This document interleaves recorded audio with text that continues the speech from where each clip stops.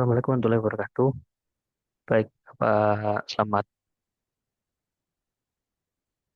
siang, pagi, dan malam, Bapak Ibu semua.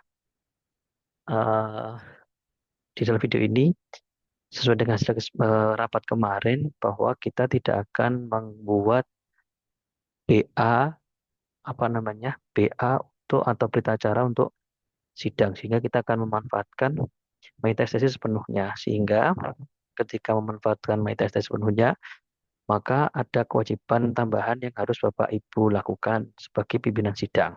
Nah, apa itu pimpinan sidang? Pimpinan sidang itu adalah pimpinan yang bisa mengakses atau bisa memberikan hasil akhir dari sidang yang telah dilakukan oleh mahasiswa. Apakah diterima oleh revisi, diterima mayor, minor, maupun ditolak. Itu adalah tugas pimpinan sidang.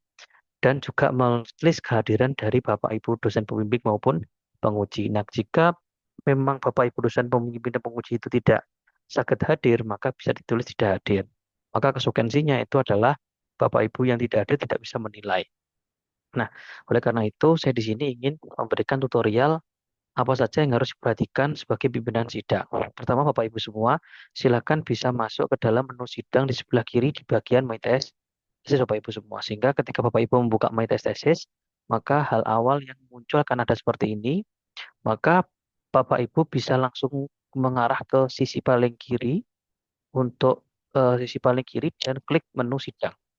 Dari menu sidang, Bapak Ibu akan dituliskan banyak sekali nama-nama mahasiswa yang perlu dinilai maupun apa namanya perlu dinilai maupun yang sudah dinilai. Ya, jadi maupun juga yang sebagai penguji dan pembimbing maupun juga sebagai pimpinan sidang. Nah, di sini ada beberapa status Bapak Ibu semua.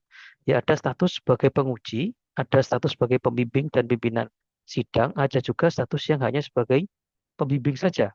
Maka Bapak Ibu silakan melihat di sidangnya di My Test Thesis, Bapak Ibu berperan sebagai apa.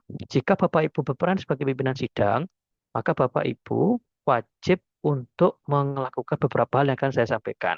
Kenapa? Karena sekarang berita acara sudah disepakati ketika rapat pada minggu lalu itu sudah tidak diprintkan lagi. Begitu Bapak Ibu. Nah, contohnya adalah seperti ini. Saya akan mencontohkan yang pertama untuk saya sebagai pembimbing dan pimpinan sidang. Contohnya adalah bimbingan saya itu adalah Konita Wurinur. Oke. Maka Bapak Ibu silakan bisa klik namanya. Jadi sekali lagi perhatikan untuk statusnya pembimbing dan pimpinan sidang. Maka wajib melakukan hal yang akan saya sampaikan. Lalu juga perhatikan periode sidangnya. Begitu nggih. Konita Nur Konita Wuri semua ini adalah bimbingan saya. Nah, nanti di sini Bapak Ibu akan melakukan proses pengeditan tuh di sini, di atas sendiri. Bapak Ibu juga dapat mengakses beberapa syarat-syarat sidang akhir dari pembimbingan maupun penguji dari mahasiswa yang Bapak Ibu sidangkan gitu nggih. Sehingga monggo silakan. Nah, ini kenapa kok belum bisa saya akses, belum bisa edit karena sidangnya belum eh, apa namanya? belum belum mulai gitu. Nah, kalau sudah mulai, contohnya akan seperti ini. Jadi saya akan mencoba memberikan contoh untuk sidang kemajuan yang lalu nih Bapak Ibu semua. Jadi semua di sidang kemajuan, saya sebagai pembimbing dan pimpinan sidang. Nah ini, jadi untuk yang semua ini, Diva Febriansa, saya di sini sebagai pembimbing dan pimpinan sidang, lalu belum diatur. Nah, belum diatur itu berarti saya sebagai pimpinan sidang belum melakukan penyelesaian terhadap sidang dari Mas Febri ini.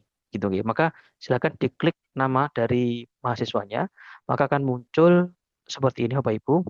Hal pertama yang harus Bapak Ibu lakukan adalah melihat status kelulusan sidang dan kehadiran dosen. Tapi sebelum itu, Bapak Ibu semua, ketika sidang berlangsung, ini kan nanti nggih, biasanya di akhir sidang baru hasilnya tahu lulus atau tidak, gitu kan, mengulang atau tidak. Hal yang penting utama adalah di sini, yaitu adalah menambahkan form revisi. Ini nggih. Jadi form revisi itu harus ditambahkan. Wajib. Jadi karena tidak ada berita acara, maka sekarang bagaimana kita bisa mengontrol atau melakukan apa namanya ketika mahasiswa nanti maju membawa form revisi gitu nggih. Maka revisinya apa saja, mahasiswa harus mencatat hasil revisi dari sini nggih. Seumpama revisinya untuk Febri ini seumpama Bapak Ibu semua melakukan eh, tuning ZN pada kontrol PID. Seumpama. Maka tinggal saya simpan. Dan ini bisa dilakukan banyak, ya banyak revisi. Mau ditambahkan lagi gitu ya. Silakan bisa ditambahkan sebanyak-banyaknya nggih. Mungkin sementara untuk biar mempermudah dicatat dulu saja, lalu apa namanya? Lalu diisikan manual, diisikan satu persatu. Karena memang perlu waktu loading, Bapak Ibu semua. Nah, ini kelemahan dari MyTesis memang, jadi tidak bisa langsung banyak atau mungkin langsung bisa. Di sini juga bisa tuning PID menggunakan ZN, lakukan verifikasi verifikasi ulang untuk sensor, temperatur, dan seterusnya. Nah, ini juga bisa seperti ini. Jadi metodenya monggo. Pak Ibu bisa satu persatu atau langsung seperti saya lakukan. Nah, ya plus minus ya. Kalau ini kan lebih mudah untuk kita cek. Oh, kita bisa langsung apa namanya sudah selesai atau belum gitu. Itu mudah untuk dicek kalau seperti ini karena satu persatu. Tapi kalau memang untuk yang di sini itu apa namanya lebih mudah penulis saja. Nah, ini adalah pengganti form revisi pada berita acara. Setelah ini tertulis Bapak Ibu semua, monggo Bapak Ibu langsung menuliskan kehadiran Bapak Ibu dosen dulu. Oke, saya selalu menganjurkan untuk semuanya itu hadir, walaupun seumpama tidak ada atau hadirnya secara online. Kenapa? Kalau ini tidak pilih antara hadir dan tidak hadir, maka nanti Bapak Ibu dosen yang tidak hadir tidak akan bisa menilai bimbingan Bapak Ibu semua. Sehingga nilainya bisa jadi nol. Sehingga saya menyarankan paling mudah adalah hadirkan semua. Setelah itu, lalu melihat status kelulusan, semua diterima dengan revisi, minor disimpan.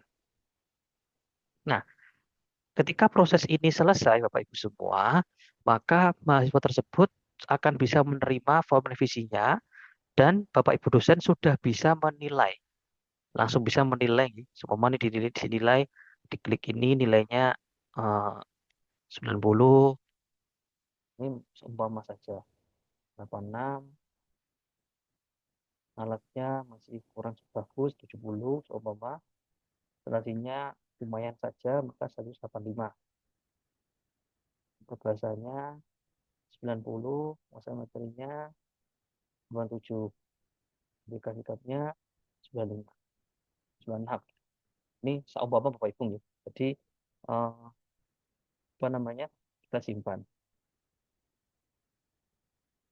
Di sini menurut saya Bapak Ibu semua hati-hati ketika melakukan apa permanen nilai. Saya tidak menganjurkan untuk Bapak Ibu mengklik permanen nilai. Kenapa? Karena kalau klik permanen itu merubahnya sulit gitu nih. Jadi harus ada beberapa step dalam merubah. Sehingga saya tidak menganjurkan Bapak Ibu melakukan klik permanen. Biarkan saja. Karena walaupun tidak permanen, nilainya bisa saya ekstrak selaku admin begitu. Sehingga saya bisa tetap merekap nilai dari teman-teman mahasiswa. Gitu ya Bapak Ibu. Nah, jadi mungkin saya ulangi lagi secara apa namanya garis besar, maka pertama Bapak Ibu ketika sudah masuk ke dalam nama mahasiswa yang akan sidang, diperhatikan untuk revisinya. Silakan di sini Bapak Ibu melakukan penambahan revisi dan seterusnya. Setelah revisi selesai, berarti kan Bapak Ibu sudah sidangnya selesai. Maka kehadiran dosen itu dipilih, hadir semua. Setelah dipilih, Bapak Ibu silakan untuk melakukan mengklik status kelulusan. Kalau ini sudah diklik semuanya, Bapak Ibu baru bisa menilai. Kalau itu belum diklik, tidak bisa dinilai. Untuk diperhatikan adalah permanen nilai. Saya harap tidak diklikkan. Gitu nggih Bapak Ibu semua. Kurang lebih itu nanti adalah fungsi dari pemimpin sidang. Gitu nggih. Nah, untuk beberapa hal, monggo kalau memang ada yang dibingungkan bisa ditanyakan melalui grup teamwork saja nggih Bapak Ibu karena setelah ini saya akan akhiri untuk videonya. Dan kurang dari saya mohon maaf. Saya kira Assalamualaikum warahmatullahi wabarakatuh.